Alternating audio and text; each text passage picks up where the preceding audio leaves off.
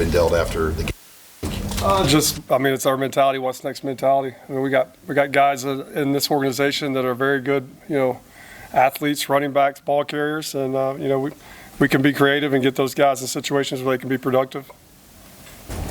How might this situation force your hand at doing some more creative things, and just knowing that, or do you feel like you have to do whatever you can not to have playmakers on the sideline when you have some playmakers who are hurt? Yeah, no doubt about it. We can't have, we got to get our best players on the field, which is an old adage. Any coach is going to say that, but we really got to be mindful of who's, personnel groupings to getting the right guys in the right places in order to, have some production in the run game. But again, we got guys, we got a what's next mentality. They're going to go out there, not really going to change that much and let them go. How did Jeff look today? Today was his most active day. He probably got, 55% of the reps. And so he's out there moving around. I made him keep the ball early on. We do a little team compete period, and I called some stuff where he had to keep the ball and run, and he did a nice job with that. So he's progressing at the rate that we thought he would. And the whole group is just, they're working and preparing for Louisiana Tech, having a good week so far. What have you seen from Anthony and Emmett that can prepare them for this? Well, today was the first time they got called up to the older group, and it was, I think that was probably a lot of fun for them just to be, in those huddles. They both have their certain skill set that they can do things. They're both talented, and I'm excited to see what they can do. Other than that, I really don't. We're going to hand the ball and ask them to protect and ask them to take care of the ball, and we'll see what happens on Saturday. How much does, when you're weighing this quarterback situation, how much does this week's practice factor in versus what they've done in the past? I'm sure Coach would say the same thing. It's a day-to-day deal for us. Like, just go out and compete, see who's going to give us the best chance to win on Saturdays. So Jeff's healing up and getting back to stride, but Heinrich's having a good week coming off the last game. So we're just taking it day by day and to see what happens.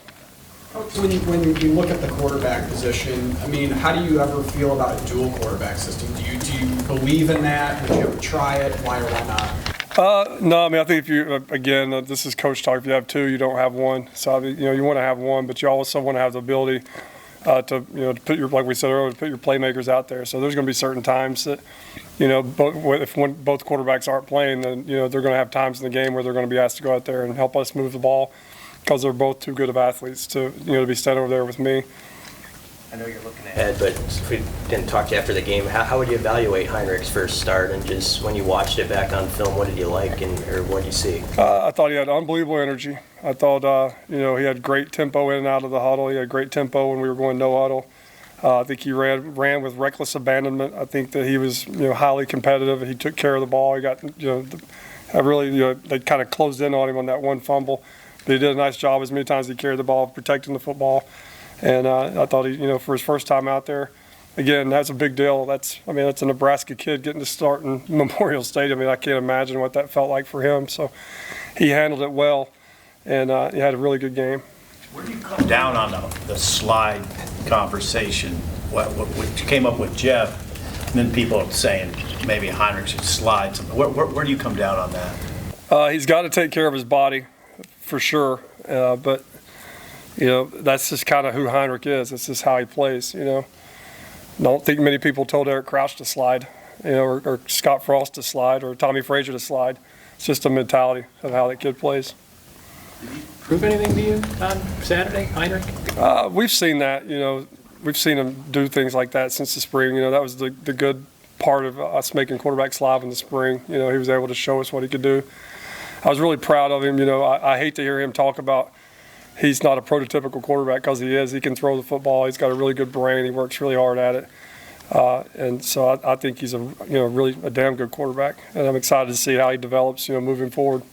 Just getting him reps and development, because obviously he had the tools, but until this year, he really never got the reps or development. We say it all the time, without hope, there can be no development. And I think with the new coaching staff, he got hope. And I think from the first day we arrived, we just looked at him as he's a really super talented, athletic, big kid, and there was no baggage or anything. Not that he had any that when we came in. So he had a brand new, clean slate, and from that moment on, he's been highly competitive, done a really nice job at everything he does. So I think just having a chance to show what he could do was the biggest part.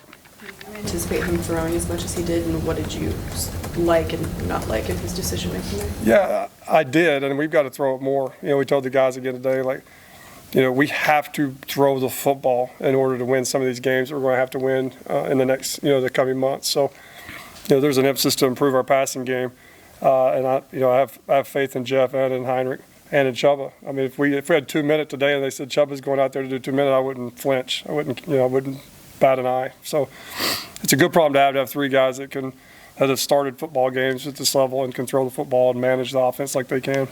Some of the backup receivers coming along in their development so that you can play them a little bit more.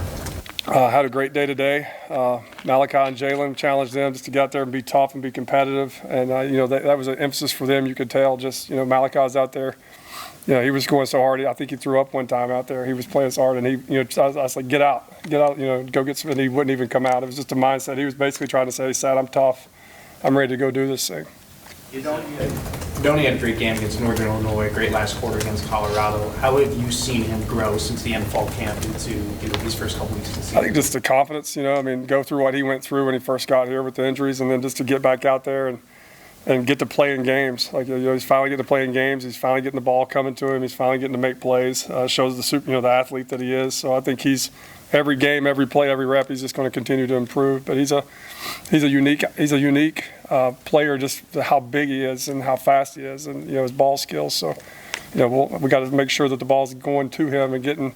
He's getting his touches each game for us to be productive on offense. What's the biggest misconception that fans or even us would have about how easy it is to get on the field as a receiver, especially as a freshman? Like, I think there's an impression that it shouldn't be that hard, but it seems like it's much harder than we think it is. Yes and no. I mean, if you go out there and you know exactly what to do and you get lined up and coaches aren't having to get you lined up and you're tough and you're competitive, you can get off the line of scrimmage versus press coverage and you can block on the perimeter, then you got a chance to go out there and play. But until you do that, it's not church league. You don't get to just go out there because you want to.